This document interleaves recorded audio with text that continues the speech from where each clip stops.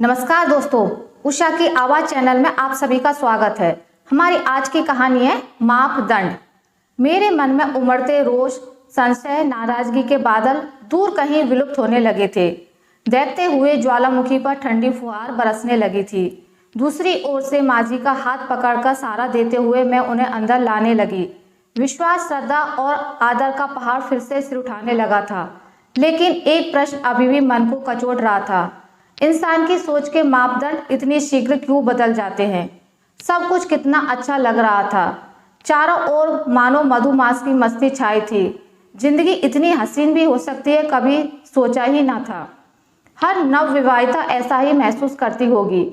तन में मुझे दुनिया के सबसे खूबसूरत और समझदार इंसान नजर आते, तो माजी संसार की सबसे अच्छी व सुलझी हुई सास। दुनिया मानो इनके इर्द गिर्द सिमट सी गई थी। लेकिन हनीमून से लौटकर तन्मय जब ऑफिस में व्यस्त हो गए तो मुझे यह तिलिस्म टूटता सा लगा। इकलौती लाडली नई बहू से माजी भी अभी घर का काम नहीं कराना चाहती थी। मैं ही जबरदस्ती हर काम में उनका हाथ बटाने का प्रयास करती थी। पर 11 बजते बजते सब काम भी समाप्त हो जाता था। माजी अपने कमरे में आराम करने चली जाती और मैं कोई ना कोई पुस्तक लेकर बैठ जाती थी। पर रोज रोज नई नई पुस्तक भी कहाँ से मिलती। मेरी मन स्थिति माजी समझ गई। शिल्पी बेटी, तुम्हें पढ़ने का बहुत शौक है ना। अंबेडकर सर्किल पर एक बड़ी सेंट्रल लाइब्रेरी है, तुम उसकी सदस्य बन जाओ। तुम जब जाना चाहो जा सकती हो। घर के कामों की चिंता मत करना। वहाँ तुम पत्र पत्रिका, उपन्यास आदि पढ़ सकती हो, इशू भी करवा सकती हो। मुझे उनका सुझाव बहुत पसंद आया। अगले ही दिन मैं उस लाइब्रेरी की सदस्य बन गई। लेकिन मुझे यह देखकर बहुत आश्चर्य हुआ कि बहुत कम लोग ही वहाँ आते जाते थे, खासकर दिन के समय। शायद आज का कल्चर ही कुछ ऐसा हो गया है। लोगों की अच्छा साहित्य पढ़ने में रुचि ही नहीं रह गई है, या उनके पास समय का अभाव हो गया है। 8-10 घंटे की नौकरी के बाद इंसान या तो परिवार के साथ वक्त गुजारना चाहता है, या उसे computer, TV, internet, gym, restaurant नजर आते हैं। मेरे और सुदर्शन जी जैसे पिछड़े लोग अब कम ही बचे हैं, जिन्हें प्रतिदिन 4-5 घंटे कुछ पढ़े बिना चैन ही नहीं मिलता। ओह, सुदर्शन जी से तो परिचय कराना ही भूल गई। लाइब्रेरी में आने वाले शायद वे सबसे वयोवृद्ध सदस्य थे, लेकिन लगता था उम्र उन्हें बस छूकर निकल गई है। एकदम चुस्त दुरुस्त, हमेशा हंसता मुस्कुराता चेहरा। राजनीति से लेकर मौसम विज्ञान से लेकर मनोविज्ञान तथा हर विषय पर उनकी इतनी अच्छी पकड़ थी कि किसी भी विषय पर वे घंटों बात कर सकते थे। लगभग रोज ही हमारी मुलाकात हो जाती थी। वे भी दिन के समय ही लाइब्रेरी आना पसंद करते थे। शाम का समय उनका पार्क में सैर करने का होता था। लाइब्रेरी वे पैदल ही आते थे। लौटते वक्त उनका बेटा उन्हें कार से लेने आ जाता था। वह ऑफिस से लंच के लिए घर जा रहा होता था। तन्मय चूंकि ऑफिस में ही लंच लेते थे, इसलिए मुझे भी दिन में लाइब्रेरी आना ही सूट करता था। शाम को मैं डिनर की तैयारी कर तन्मय का इंतजार करती थी। फिर माँ जी के शहर से लौटते ही मैं और तन्मय कहीं घूमने निकल जाते थे। उस दिन मैं और सुदर्शन अंकल लगभग साथ ही लाइब्रेरी से बाहर निकले। उन्होंने मुझे प्रेमचंद का उपन्यास सेवा सदन इशू कराया था और उसी के बारे में बात कर रहे थे। धूप बहुत तेज हो गई थी। कुछ देर इंतजार करने के बाद भी उनका बेटा नहीं आया, तो मैंने उन्हें अपनी कार से छोड़ने का प्रस्ताव रखा। अरे नहीं, पास ही तो है घर। मैं तो वैसे भी पैदल ही आना जाना पसंद करता हूँ।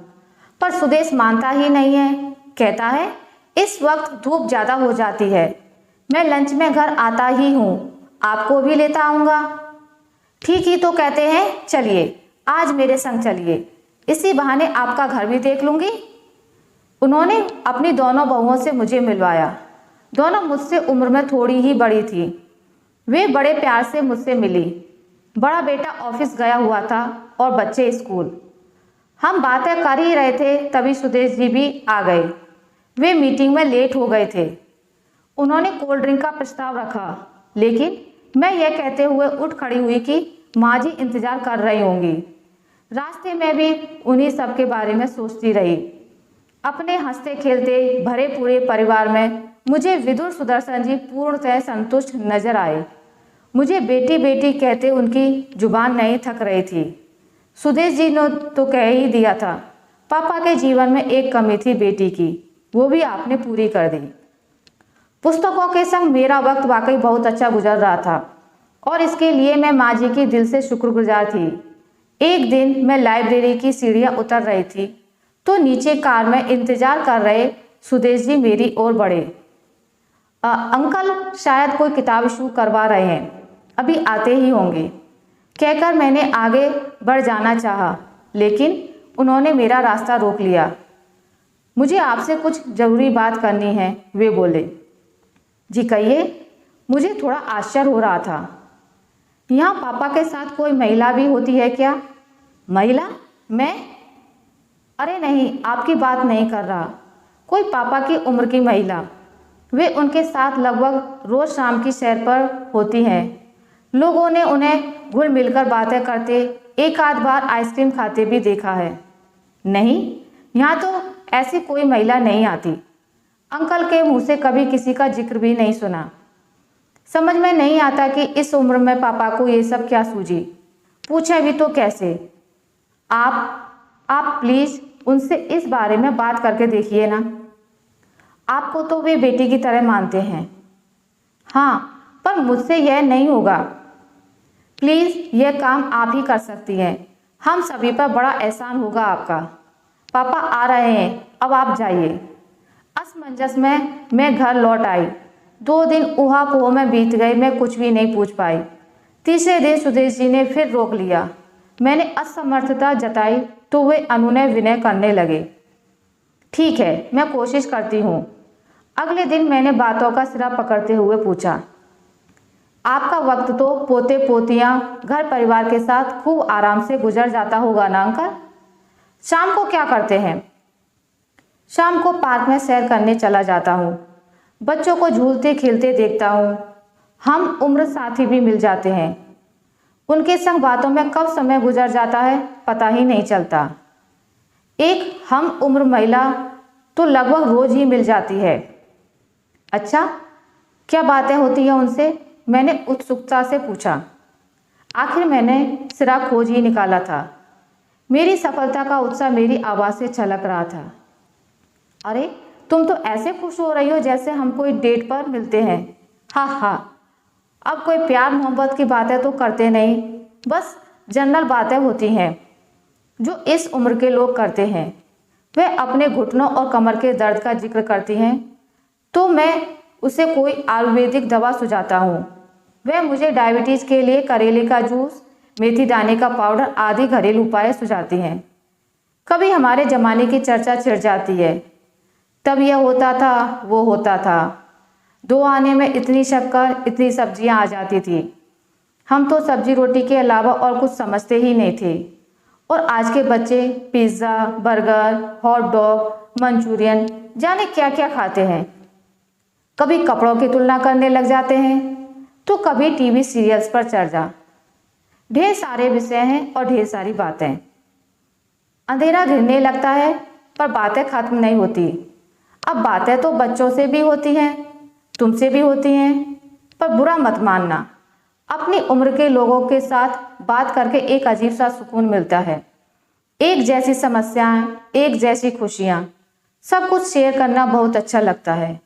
ऐसा लगता है हम अकेले नहीं हैं, हम एक दूसरे के दर्द को आसानी से समझ सकते हैं। सामने वाले के पास हमारी बात को सुनने का वक्त है, वह हमें गंभीरता से ले रहा है। इस उम्र में यह एहसास ही खासा सुकून देने वाला है। अंकल थोड़ा भावुक हो गए थे तो मैंने बात समाप्त करनी चाहिए। अच्छा लगा अंकल आपके एहसास आपके साथी के बारे में जानकर। हम बातें करते करते लाइब्रेरी से बाहर आ गए थे। तभी एक कुल्फी वाला आ गया।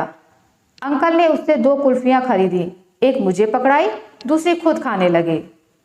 एक बार उन्हें भी मैंने ऐसे ही कुल्फी खिलाई थी। फिर अगले दिन उन्होंने मुझे चाट खिलाई। मतलब कल मुझे आपको चाट खिलानी है, मैंने हंसते हुए कहा तो अंकल भी हंसी में शामिल हो गए। सुदेश जी को ये सब बातें बताते हुए मैंने एक तरह से उन्हें लताड़ ही डाला। आपको सुनी सुनाई बातों पर विश्वास है, अपने पिता पर नहीं। एक विधुर बुजुर्ग इंसान का अपने किसी हम उम्र से बात कर हंसी खुशी के 2 पल बिताना भी आपको अखर गया। कितनी तुच्छ सोच है आपकी। वे बेचारे शर्मिंदा होते हुए माफ़ी मांगने लगे। सुदर्शन अंकल के प्रति मेरे दिल में इज्जत और भी बढ़ गई थी। 2 दिनों के लिए माँ जी को किसी काम से बाहर जाना पड़ गया तो मैं भी लाइब्रेरी नहीं जा पाई। पहली बार अकेले पूरे घर की जिम्मेदारी संभाली थी।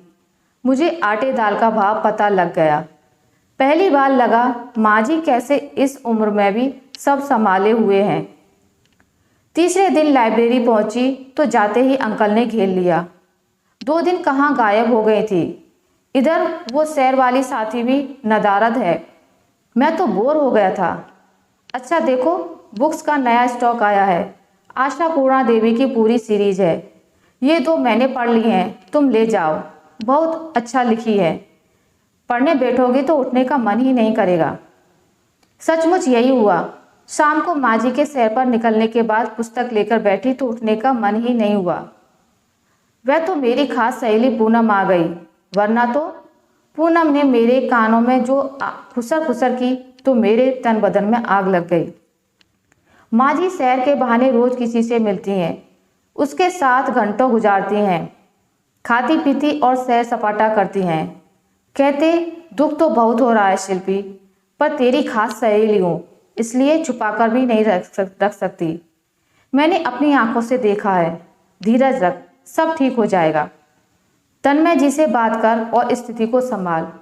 मेरी ज़रूरत हो तो बता, बात हम दोनों तक ही रहेगी। मेरा तुझसे वादा है। मैंने अपने पति तक को नहीं बताया। पूनम देर तक मुझे सांत्वना देती रही। दुख और अपमान से मेरे आंसू निकल आए थे। कहाँ कमी रह गई थी हमसे माँ जी की देख रेख में, जो आज ये सब देखना सुनना पड़ रहा है। मैं तो नौकरी भी नहीं करती, लगभग पूरा दिन ही माँ जी के साथ रहती हूँ। तन्मय भी थके मांदे लौटने के बावजूद रात का खाना माँ जी के साथ बतियाते हुए ही खाते हैं। उनके कमरे में अलग से टीवी लगवा रखा है जहाँ वे अपनी पसंद के प्रोग्राम देख सकें।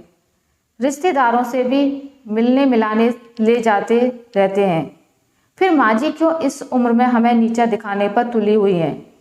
रोज अवसाद, खिन्नता, नाराजगी से मिले जुले भाव मेरे मन में उमड़ रहे थे। पूनम को विदा करके मैं वापस घर के अंदर नहीं जा पाई।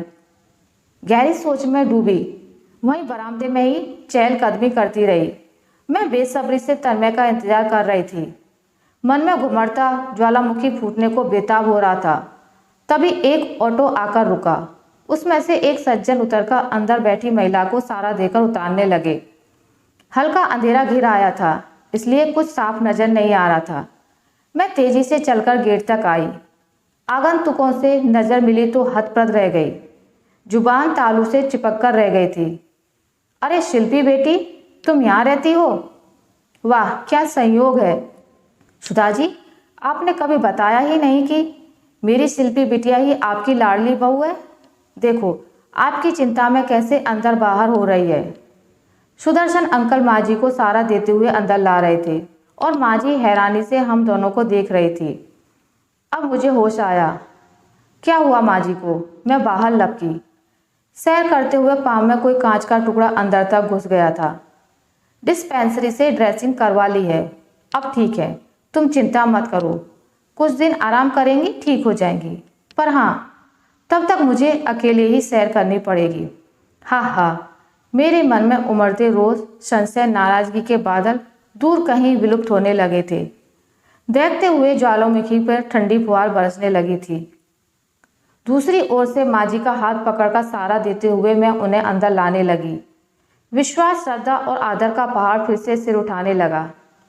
लेकिन एक प्रश्न अभी भी मन को कचोट रहा था। इंसान की सोच के मापदंड इतनी शीघ्र क्यों बदल जाते हैं? आशा करती हूँ आपको मेरी आज की कहानी अच्छी लगी होगी। अगर आपको मेरी ये कहानी अच्छी लगी है तो इसे लाइक करें, ज़्यादा से ज़्यादा शेयर करें, और अगर आप मेरे चैनल पर नए हैं तो इसे सब्सक्राइब करना ना भूलें।